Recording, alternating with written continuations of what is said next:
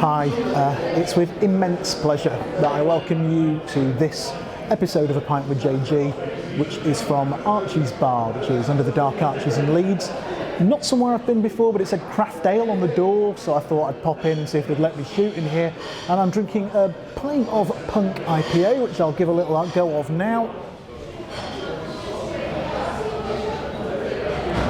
which is absolutely excellent. Something that really interests me and something that I've obsessed with over my years in recruitment is, why do some people have unbelievable, high-earning, incredibly enjoyable recruitment careers, and then there are others whose careers don't quite take off? And a thread that I often talk about when we discuss in the office is I talk a lot about self-esteem, and today what I really want to talk about is how self-esteem affects people's careers far more than they'd ever think. Now, what I'm not going to talk about today is this whole deep-rooted psychological stuff about how people have low self-esteem, i.e. they think that other people are better than them or they treat themselves badly, but I'm going to talk about self-esteem in a sales context.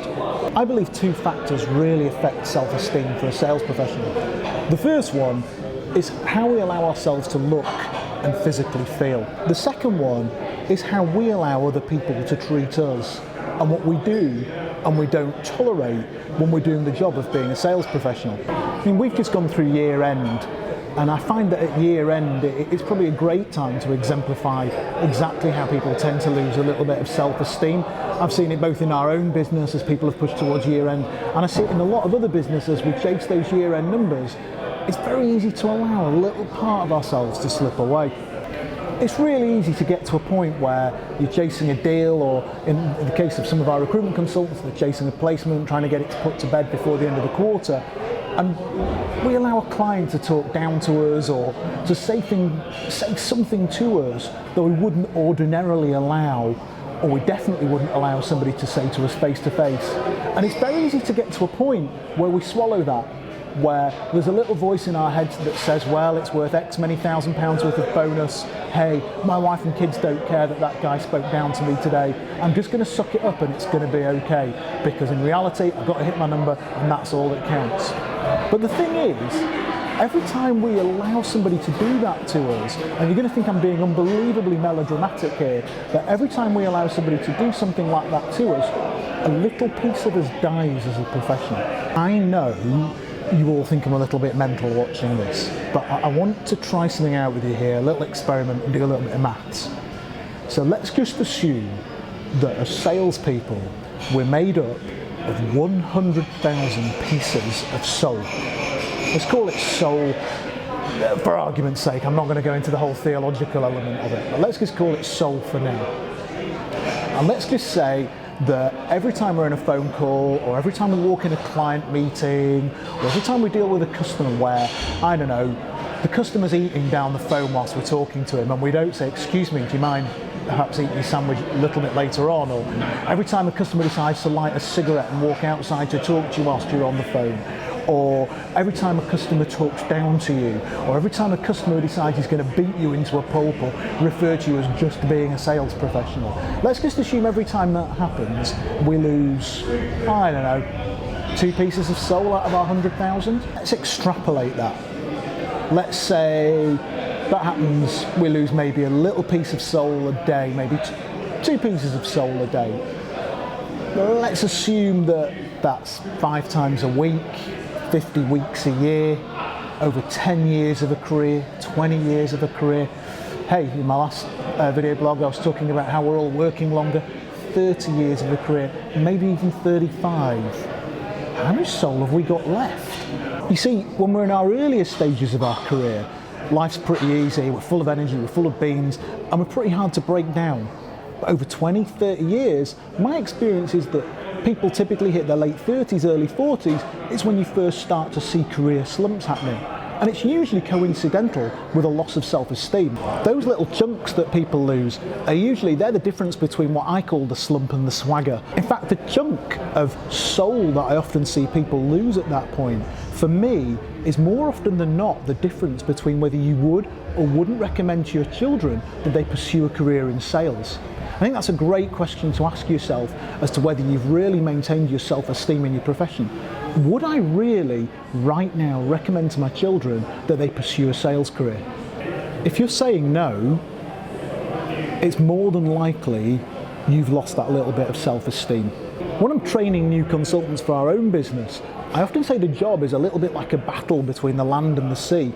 The sea is always trying to erode at the land, and the land is always trying to stand firm and not allow itself to be eroded at. And what I'm always trying to get across to our younger consultants is that a large part of success as a salesperson over the length of their career is being able to stand firm and not allow the day-to-day grind of the job, the rejection, the slights, the insults to erode away at them so that they wake up one morning without realizing they've lost a significant part of themselves. So let's start with examples of where people take a little piece of our soul during the course of the working week. First one for me is rude clients. For me, if a client is rude, I'm not interested. I don't want to work with them. And you might say that's easy for you, Jonathan. You're obviously earning loads of money, your career's going okay, inward revenue are obviously flying.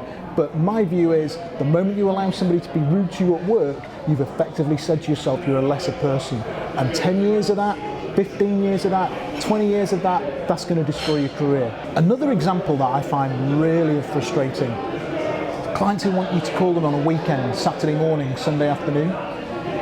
That's okay, maybe they're wanting to get a deal done, and I can completely understand why people would want to work with that. And I have to be honest, I have a personal rule that says if a client wants to call me at a weekend, I'm going to take the call because it's got to be important. But equally, I think there's a part of you that dies when you do it, because you've effectively said to that client, my weekend and my time isn't important. It's okay to call me when I'm on holiday because you're more important than me. And 10, 15, 20 years of that, that's going to erode away. That is the sea washing away at the land of your sales success. And so I get it, we've all done it. We've all worked a deal whilst we're on holiday. We've all closed a placement whilst it's a Sunday afternoon with the client whilst we're sat at Sunday dinner. But they're the little bits that drag away at our self-esteem, that mean that when we're 40, 50, 55, we've lost that little bit of rugged durability that carries us through those later years of our career. What about the client who's a little bit drunk, insists that you talk to him whilst he's in the pub in front of his mates? Every time you do it, a little piece of you dies and gets chipped away at. I could sit here all day and go on and on about different examples. The real question is, what do you do about it? And how do you make sure that throughout the course of a 10, 20, 30-year sales career, you maintain that level of self-esteem that you need in order to be strong and durable through those later years, from graduating university all the way through to retirement? For me, stage one of maintaining your self-esteem throughout the course of a lengthy sales career is self-awareness. It's knowing and being aware of the fact that the day-to-day grind of your sales career can, if you're not careful, chip away at you a little bit. Secondly, and this is going to be a controversial one, be prepared to earn $5,000 a year less. That's right, be prepared to earn $5,000 a year less. And what I mean by that is be ready to walk away from a client or a deal where actually your self-esteem is on the line. Don't be afraid to say, sorry, this is not how I work. Now, I've already said at the start of this video blog, it's easy for me to say, or you're going to say it's easy for me to say, because you're going to say, Jonathan, you know, inward revenue is obviously doing well, etc., etc. But trust me, the guys who last, the ones whose careers go from 21 to 55 or 60 are the ones who are prepared to walk away from a client who is chipping away at them or slighting them or allowing them to lose that little bit of soul and self-esteem. Try it. The reality is, being prepared to walk away from a couple of deals in order to maintain your self-esteem and keep your chin up, in the end, over a 20-year period, it'll more than make up for itself, I guarantee it. And I've seen thousands of salesmen come and go, and I know which ones have great careers and which ones don't, and the ones whose careers last from 21 to 55, 60, 65 are the ones who maintain their self-esteem all the way through, and who are prepared to say to a client, stuff it, I don't need you, I don't have to take that from you. Next up, see the signs during the course of a working day. Ask yourself, as you pull up the drive on a night, at the end of a tough day, on a day where you might wonder if you've sold a little piece of your soul, before you walk through the door of your house, ask yourself again, would I tell my kids tonight that a career in sales is the one they should go for? If the answer is no, then you don't have to make radical changes and you don't have to go falling out with your entire client base. But what you do have to do, and what I find I often see works very well in those whose careers have really truly stood the test of time, is to steel yourself that night and accept that you sold a little piece of your self-esteem in exchange for a piece of business. And get up the next day and remember that actually all you have to do is be polite, be professional, but be prepared to say, listen, I'd rather you didn't eat down the phone whilst we're having this conversation, or be prepared to say, I'll tell you what, look, I appreciate that you're in the pub tonight and I appreciate you've had a couple of beers. Why don't we have this conversation when you're a little bit more focused on the conversation tomorrow? It's not difficult, you don't have to be an arrogant idiot, but the guys that I find whose careers last longest are the ones who don't sell their soul at those moments in time, the ones who don't tolerate the guy chewing gum down the phone or smoking or referring to them or asking them to refer to the client as Mr. They're the ones that I find are really successful. So as a conclusion, thanks for joining me again for another Pint with JG. I've got to say this pint of Punk IPA is going down incredibly well. I hope that you'll join me soon. Look out on YouTube for a couple of different things. Firstly, look out on our YouTube channel for the IRC Book Club. We've got some really special guests. The first inaugural book club video is going to be shot in our London office, where we'll be talking about a book called The Trusted Advisor by a guy called Charles H. Green. I believe Charles might be joining us via telephone conference to stand up for himself during the course of the conversation, and we've got some really cool guests that are going to be joining us for that particular event. Secondly, please like the video if you like it. It does take a little bit of time to go out and make it, edit it, put it together, and if you like it, either on LinkedIn or on YouTube, or better still, follow me on LinkedIn or follow the company on LinkedIn, or subscribe on YouTube, so that we know that actually it's worth making the videos. Hope you've enjoyed it, hope you managed to keep your self-esteem together, and I look forward to seeing you next month. See you later, bye bye.